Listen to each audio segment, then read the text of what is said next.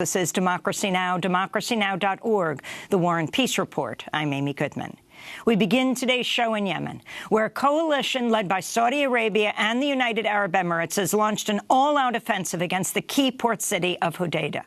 The offensive is expected to be the biggest battle in the ongoing three-year war between the U.S.-backed Saudi-led coalition and Houthi rebels.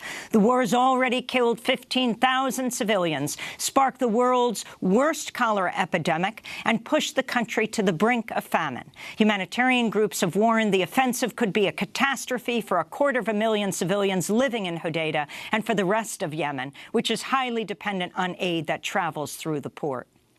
The World Health Organization estimates 8.4 million people in Yemen already face pre-famine conditions. The offensive comes just days after the U.S.-backed Saudi-led coalition bombed a new Doctors Without Borders cholera clinic in Yemen's northwest Abs region. On Tuesday, I spoke with Democratic Congressmember Ro Khanna. He represents Silicon Valley in California. He recently co-authored a bipartisan letter calling for Defense Secretary James Mattis to help prevent an attack on Hodeidah. I asked Congressman Khanna to lay out his concerns. It would just be a catastrophe of civilian casualties. An attack on Hodeidah would mean thousands and thousands of women and children and civilians would die. Second, the port of Hodeidah is the only place right now, for practical purposes, that food and medicine can get into Yemeni civilians. So this is, one would think it just should be common sense that the United States and the international community would be doing everything in our power to keep that port open. In the past, even Ambassador Nikki Haley has talked about the importance of that port for civilians. And it would be really a dereliction of our own values to not do everything in our power to stop that attack and do everything in our power to stop refueling the Saudis from their bombing campaign in Yemen. What do you know about this Doctors Without Borders cholera clinic that the Saudi regime just bombed? They said they gave their coordinates to the Saudis. We have heard this so many times before in other places, for example, in Afghanistan. Well, it's really shocking and unconscionable, and this is not the only incident. We've had reports over the last year and a half about the Saudis indiscriminately bombing civilian sites, bombing relief workers, and that's not something that the United States should in any way participate in. Our refueling of the Saudi planes is something the Saudis desperately rely on. We started doing that as a sop to Saudi Arabia when we did the Iran deal. We thought, OK, we're going to do this Iran deal, and the Saudis are insistent on this, so let's provide some assistance. It was a mistake. I don't think anyone would have anticipated the level of humanitarian catastrophe in Yemen.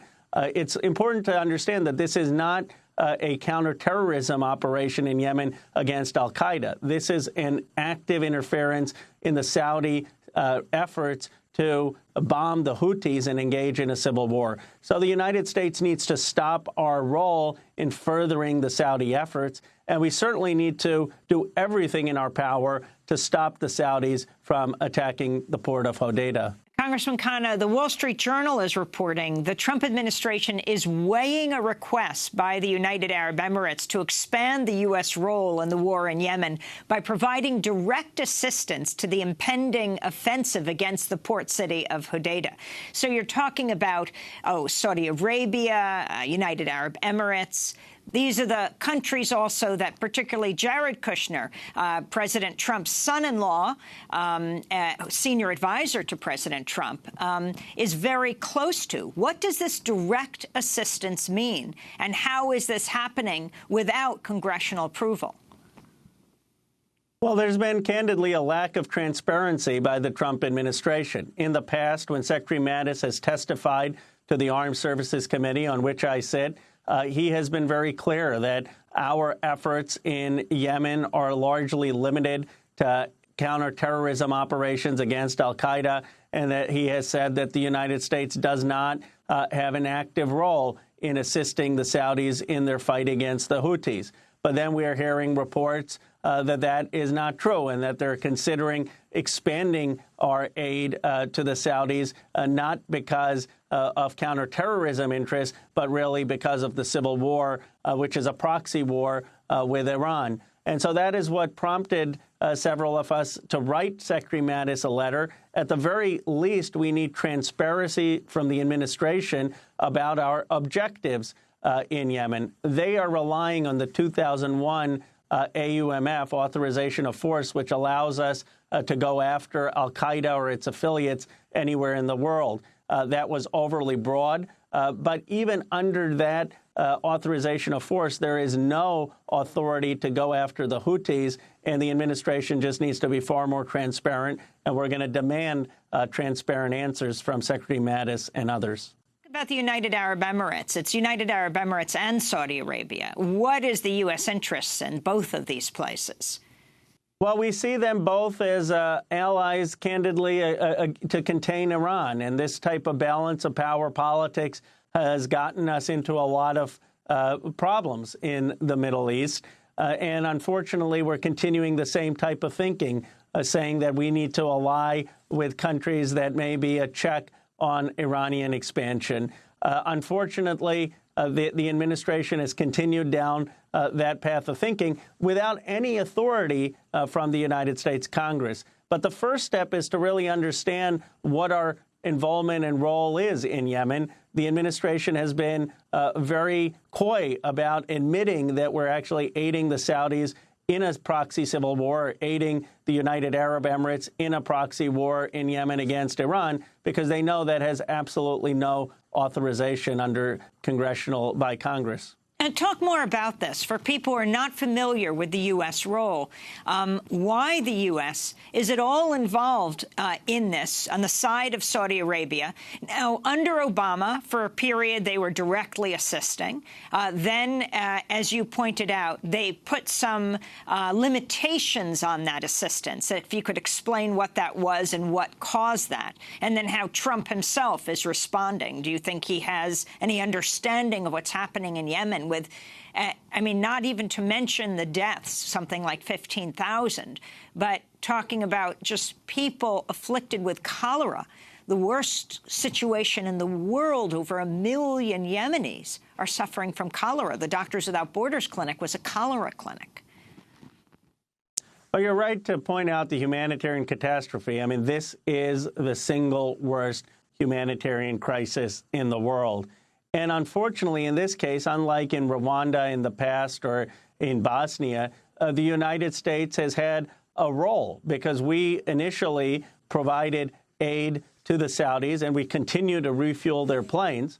The reason for our aid to the Saudis was as a balance to our supporting Iran with the Iran deal. We were negotiating with Iran to have the Iran deal. The Saudis complained to the Obama administration at the time, saying we feel insecure with the normalization of the relationship with Iran.